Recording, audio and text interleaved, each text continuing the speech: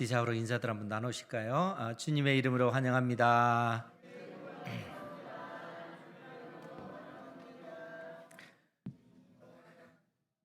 주님의 이름으로 환영하며 축복합니다.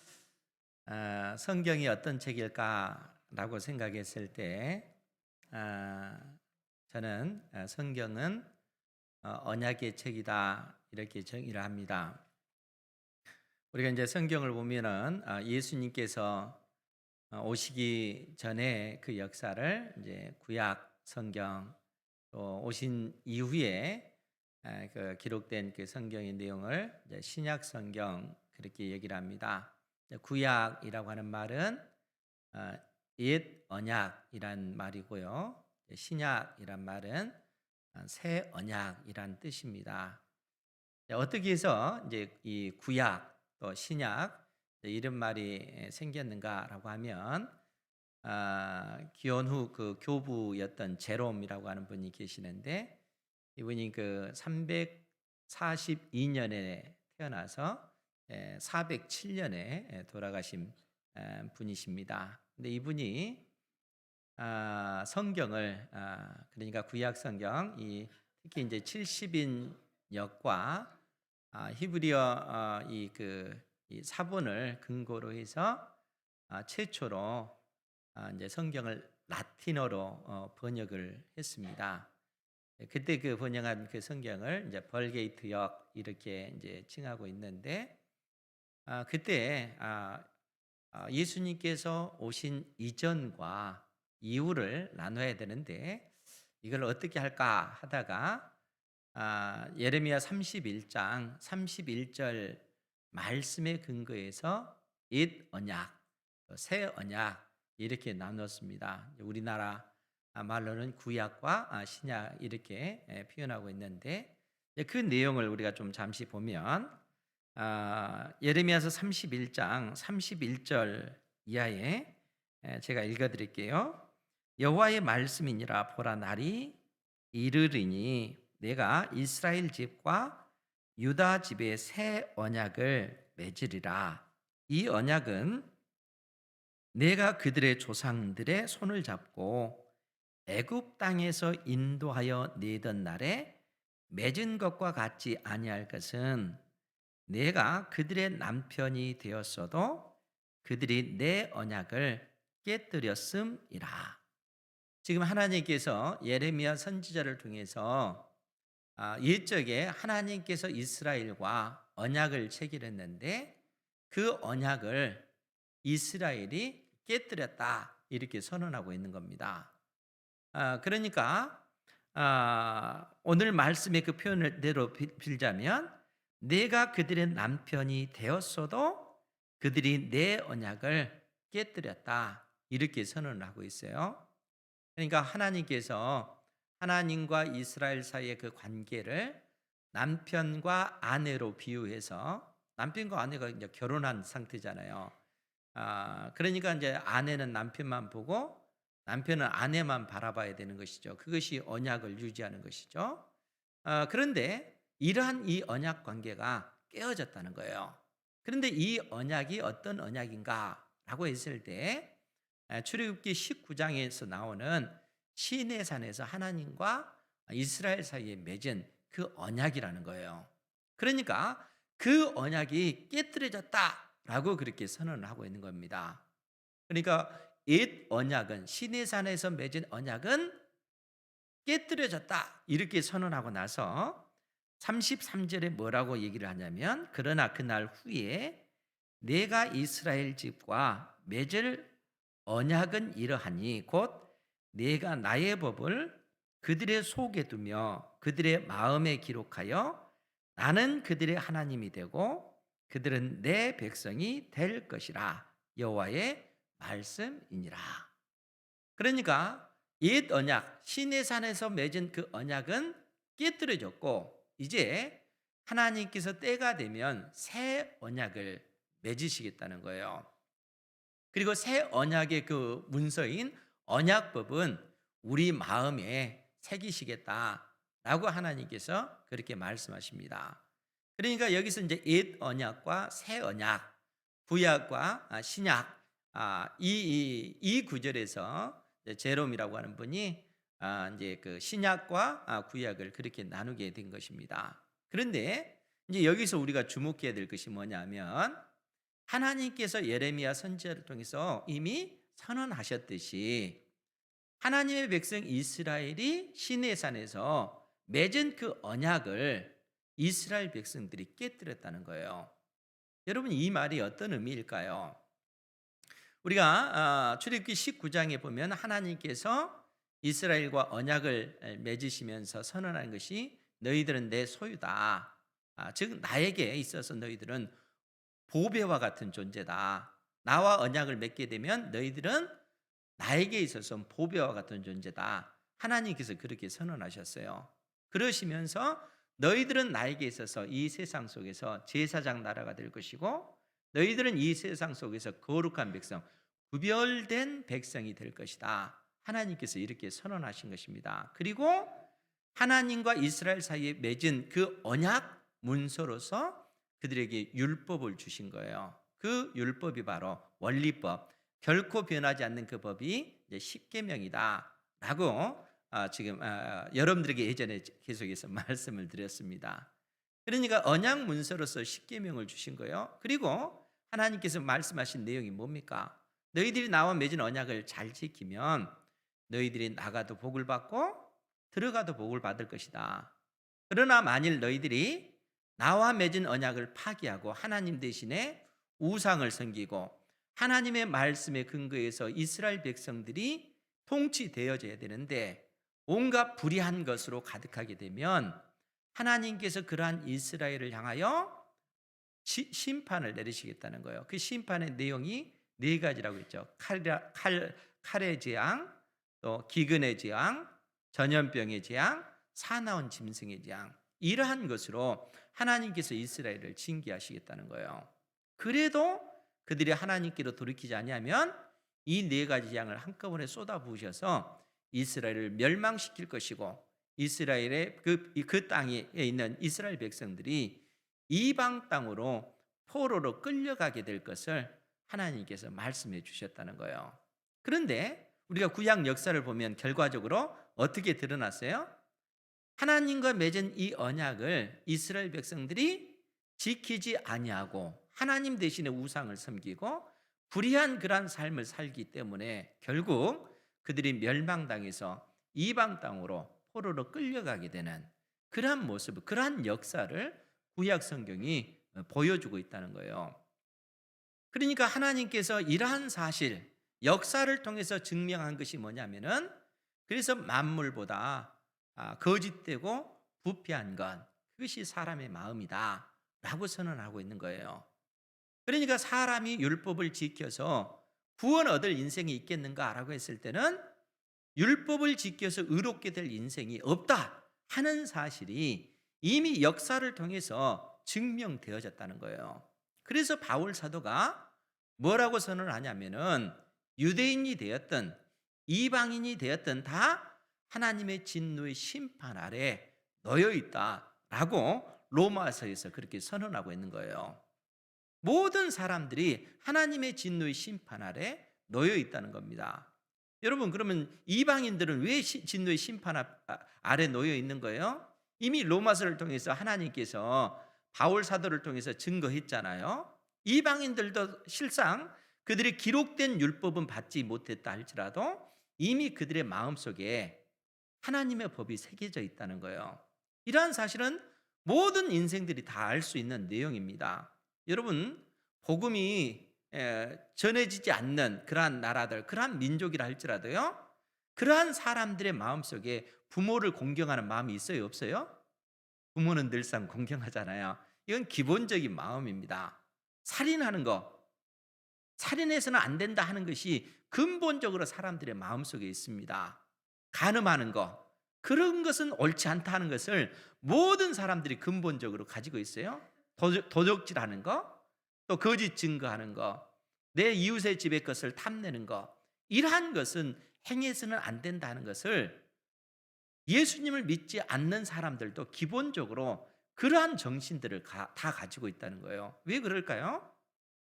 우리 인생이 이 땅에 태어날 때 근본적으로 하나님께서 우리 마음에 그러한 법을 새겨 주셨기 때문에 그렇다는 거예요. 그래서 하나님의 그 법의 그 핵심은, 그래서 하나님을 사랑하고 내 이웃을 내 몸처럼 사랑하라 하는 것인데, 이 세상 사람들도 근본적으로 하나님 대신에 우상을 섬기고 하나님께서 내신 그 진리를 거짓 것으로 바꾸고 또 하나님께서 명하신 그러한 법을 온전히 지키지 못하는, 그러니까 율법을 온전히 지키지 못하는 그러한 모습을 이방인들의 모습 속에 그대로 나타난다는 거예요. 그러면 율법을 가지고 있는 유대인들은 어때요? 그들 역시 마찬가지잖아요. 율법을 하나님께서 선명하게 그들에게 주셨음에도 불구하고 그들은 하나님 대신에 우상을 섬겼잖아요. 진리를 거짓 것으로 바꿨잖아요.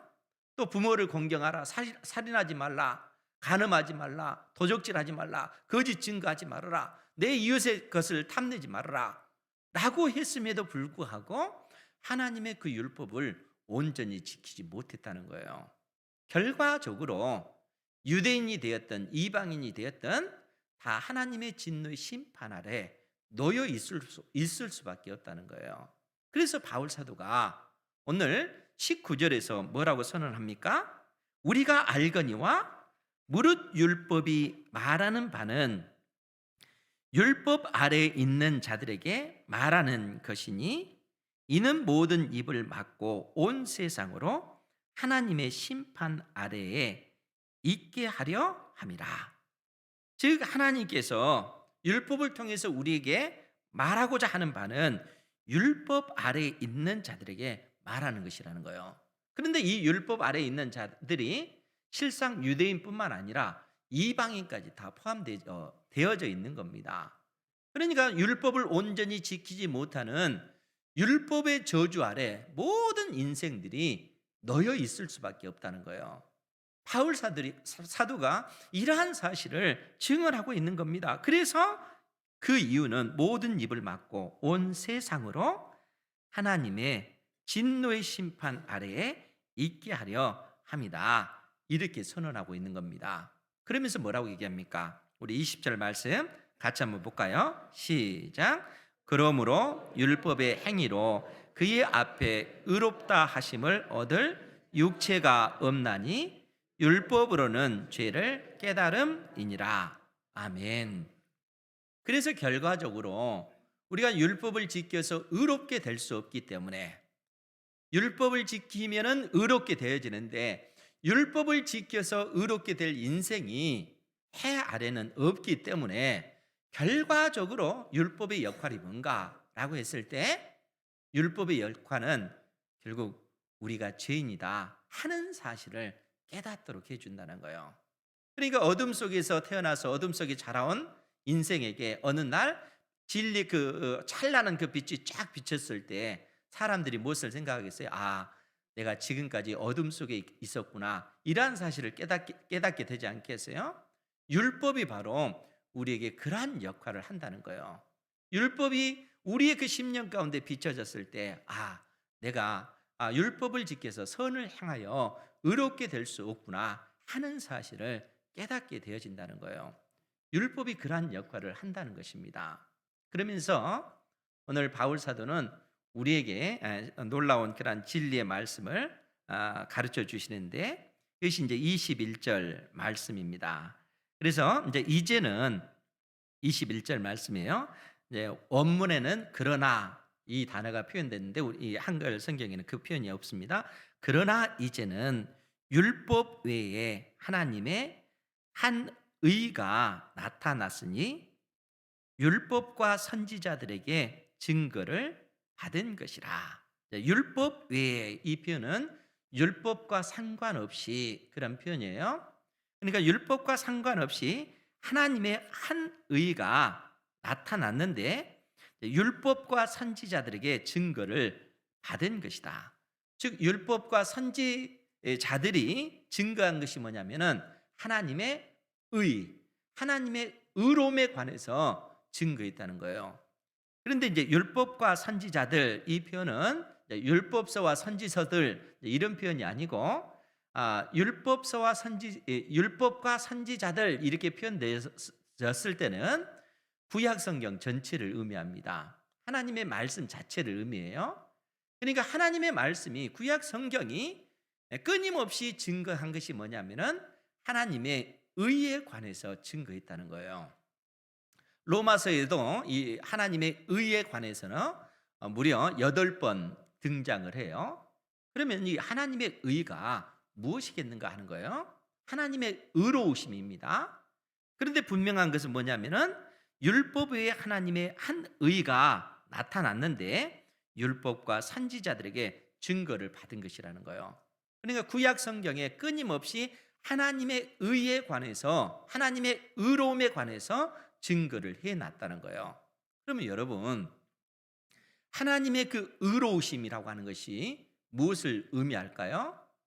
여러분 하나님의 그 의로우심이 어느 때 드러난가라고 했을 때 하나님의 그 의로우심은 죄인을 심판하시고 의인을 구원해 내실 때 하나님의 의로우심이 드러납니다. 하나님의 그 의로움이라고 하는 것은 어떤 사람은 봐주고 어떤 사람은 봐주지 않고 그거 아니에요. 각 사람이 행한 대로 심판하시는 그러한 하나님의 그 의로움입니다. 그런데 이러한 그 의로움은 실상 이 세상 역사 끝에 하나님의 그 의로움이 드러나게 될 수밖에 없습니다. 왜냐하면 이 땅에 우리 주님께서 재림하셔서 온 세상을 심판하시고 모든 인생들을 각 사람이 행한 대로 심판하실 때 하나님의 그 의가 선명하게 드러날 수밖에 없는 것이죠. 그런데 놀라운 것은 뭐냐면은 이러한 하나님의 의가 율법과 선지자들에게 증거를 받았고 로마서에도 무려 8번 등장한다는 거예요. 우리가 이미 본 로마서 1장 17절에도 그 표현이 나와 있지 않습니까? 복음에는 하나님의 의가 나타나서 복음에는 하나님의 의로움이 나타났다는 거예요. 그러면 여러분 생각해 보십시오. 어떻게 해서 복음에 하나님의 그 의로움이 나타나겠어요? 복음에 하나님의 의로움이 나타났습니다. 이 복음은 우리 주 예수 그리스도시죠. 예수 그리스도가 복음입니다. 그런데 예수 그리스도께서 이 택한 백성들의 모든 죄 때문에 십자가에 못 박혀 죽으셨고 우리를 의롭다 하시기 위해서 죽음의 권세를 이기고 부활하신 거예요. 그러니까 예수님의 그 십자가는 하나님의 그 의로우심이 이미 나타난 겁니다. 왜냐하면은 죄인을 심판하시고 또 하나님께서 또 구원의 심판과 그 구원의 그 은혜가 심판과 구원의 그 결정체가 나타난 것이 예수님의 십자가이기 때문에 그렇다는 거예요. 그래서 복음에는 하나님의 의가 나타났다 이렇게 표현하고 있는 겁니다. 그런데 오늘 바울 사도는 22절에서 그 하나님의 그 의를 어떻게 묘사를 하냐면은 우리 22절 같이 한번 볼까요? 시작. 곧 예수 그리스도를 믿음으로 말미암아 모든 믿는 자에게 미치는 하나님의 은이 차별이 없느니라. 아멘. 하나님의 의에 관해서 지금 증거하면서 곧 예수 그리스도를 믿음으로 말미암아 모든 믿는 자에게 미치는 하나님의 의다. 그리고 차별이 없다. 차별이 없다는 것은 유대인이 되었든 이방인이 되었든 오직 예수 그리스도를 믿음으로 말미암아 의롭게 되어진다라는 그런 선언입니다. 그러니까 그 사람 예수 그리스도를 믿는 그 사람이 이 땅에서 부자이든 그렇지 못한 사람이든 학식이 있든 그렇지 못한 사람이든 그것과 상관없다는 거예요. 그것과 상관없이 오직 예수 그리스도께서 나의 죄 때문에 십자가에 못 박혀 죽으신 하나님의 아들이라는 사실을 믿는 사람을 하나님께서는 의롭다 그렇게 인정해 주신다는 거예요. 그 내용이 바로 22절 말씀입니다. 그런데 여기서 우리가 주목해야 될 것이 있어요. 그것이 뭐냐면은 예수 그리스도를 믿음으로 말미암아 이렇게 표현했는데 실상 원문의 그 의미는 예수 그리스도의 믿음을 통하여, 이 표현이라는 거예요. 그러니까 이제 헬라어 원문에는 뭐라고 표현됐냐면은 디아 피스테오스 예수 크리스투, 예수 그리스도의 믿음을 통하여, 이 표현이라는 거예요.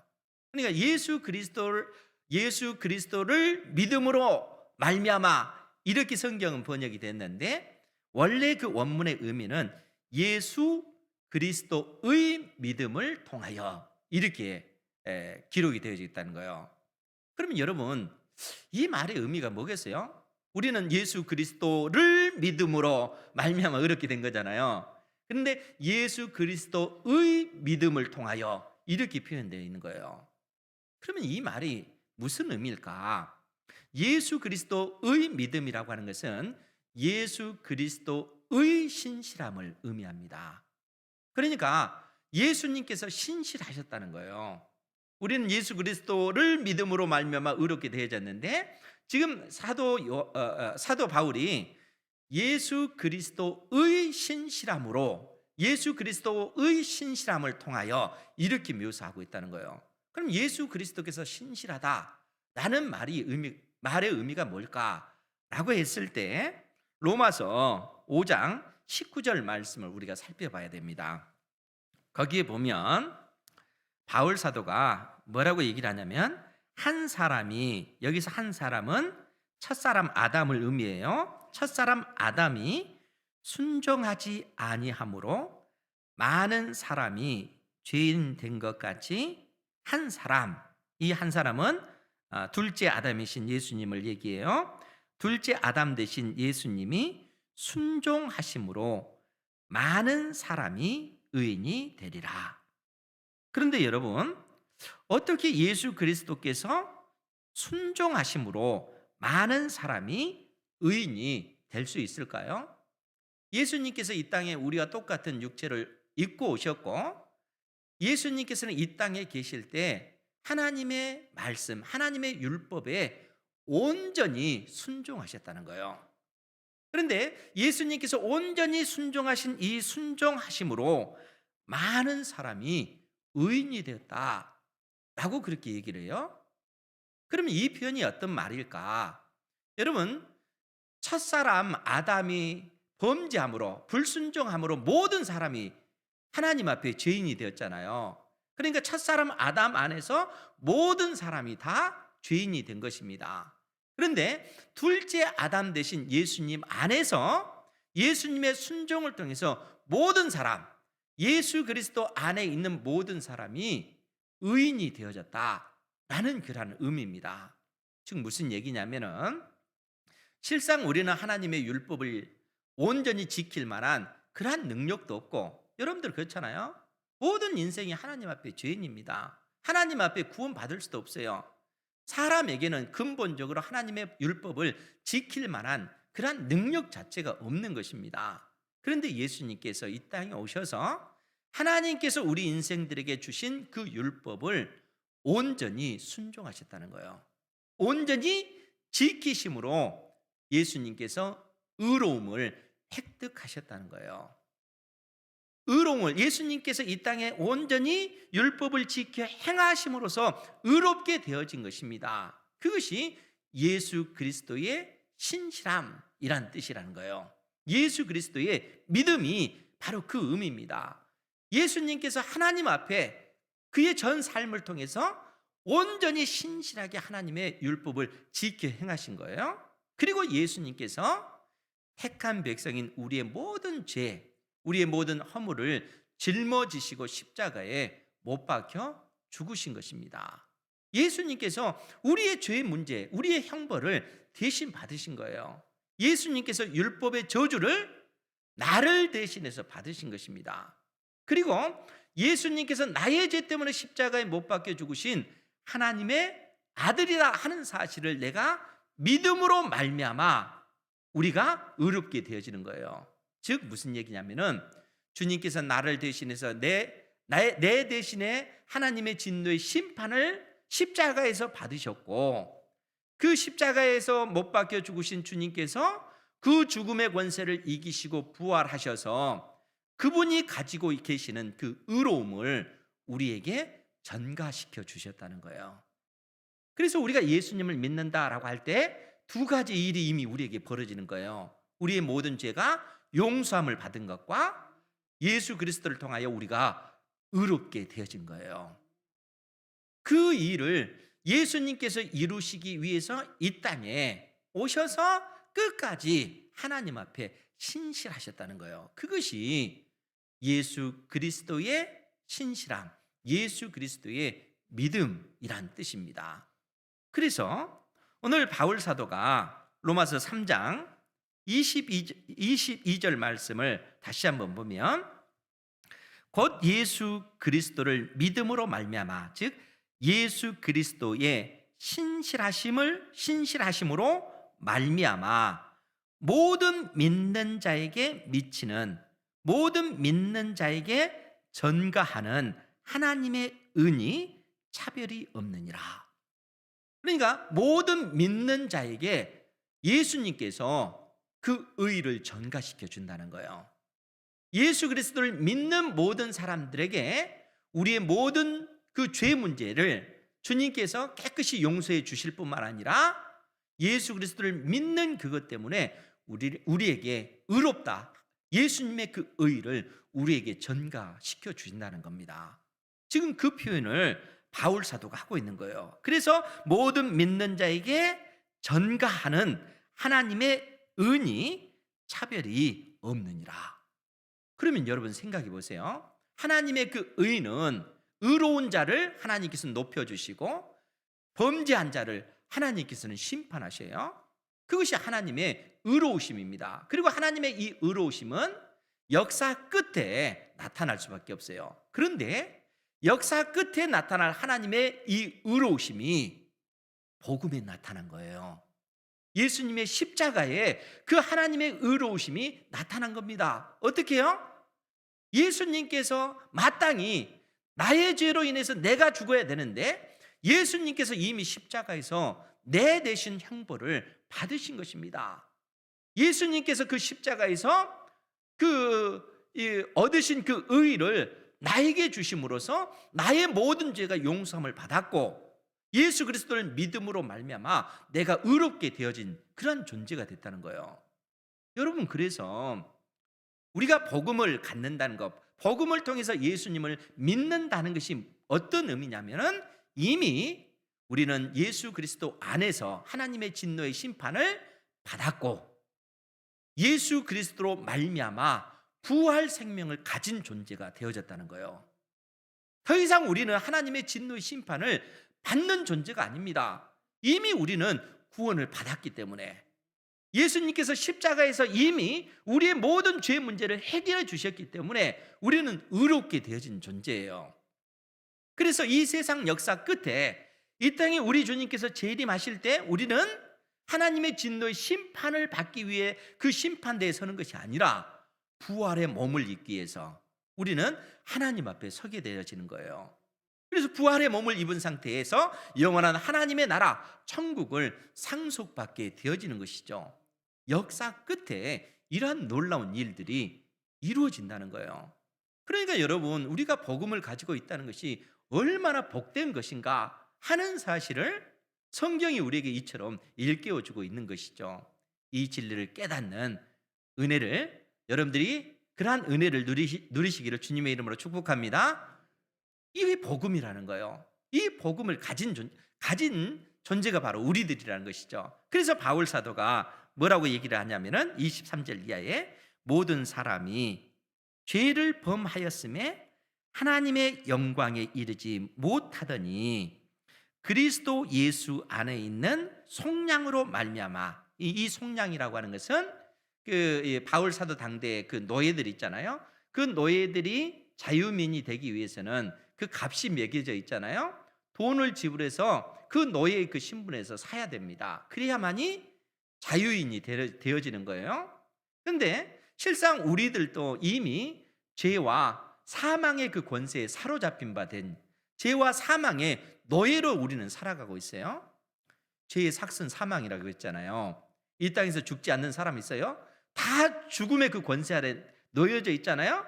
그런데 우리 주님께서 죄와 사망의 그 권세에서 예수님의 십자가의 그 피값으로 우리를 지불하시고 자유하게 해주셨다는 거예요. 더 이상 죄와 사망의 권세가 우리를 장악하지 못합니다. 우리는 자유한 존재가 되어졌다는 거예요. 그래서 우리가 육체적으로 죽음을 경험한다 할지라도 그것은 영원한 그 죽음이 우리에게 기다리고 있기 때문에 육신의 그 죽음을 맞이하는 것이 아니라 부활의 몸을 입기 위해서 육신의 그 죽음의 그 과정을 통과하는 거예요. 즉 낡은 옷을 벗어버리고 새 옷을 입기 위해서 육체의 그 죽음이라고 하는 그 과정을 겪는 것뿐이라는 것이죠. 예수 믿는 사람들은 바로 그러한 존재들이라는 거예요. 그러나 예수 그리스도를 믿지 않는 사람들의 그 죽음은 영원한 죽음으로 가기 위한 그런 과정인 거예요.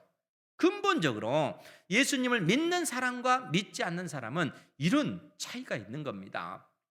그래서 바울 사도가 우리에게 하신 말씀 24절 말씀 다시 보면 그리스도 예수 안에 있는 속량으로 말미암아 하나님의 은혜로 값 없이 의롭다 하심을 얻은 자 되었느니라. 예수 그리스도를 믿음으로 말미암아 우리가 의롭게 되어졌다는 거예요. 의로운 존재가 되어졌다라고 그렇게 선언하고 있는 겁니다. 그렇기 때문에 오늘 우리가 22절 이 말씀 사실 이제 이 내용 그대로 이해해도 되지만 즉 예수 그리스도를 믿음으로 말미암아 모든 믿는 자에게 미치는 하나님의 은혜 이렇게 우리가 읽어도 상관없습니다. 그러나 종교 개혁자들은 또 성경을 예수 그리스도를 믿음으로 말미암아 이렇게 번역한 이유가 예수 그리스도의 믿음과 그 의미가 같기 때문에 그런 것입니다. 그런데 예수 그리스도의 믿음이라고 일부러 표현해서 하는 그 이유는 그 속에 담겨진 그 의미가 굉장히 깊기 때문에 그렇다는 거예요.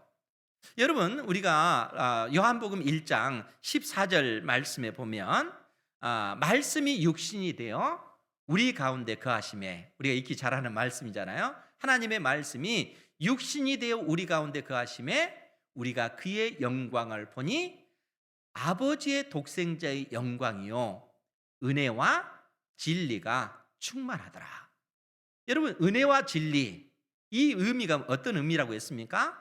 은혜라고 하는 것은 언제든지 우리가 하나님 앞에 나가면 우리의 모든 죄를 용서해 주시는 그 은혜를 의미합니다. 진리라고 하는 것이 뭐예요? 하나님의 신실하심, 하나님의 의로우심이라는 거예요. 즉 무슨 얘기냐면 하나님께서는 죄인은 심판하시고 의인은 구원해 내시는 거예요. 그런데 하나님의 그 의로우심이 복음에 나타났다는 거예요. 복음.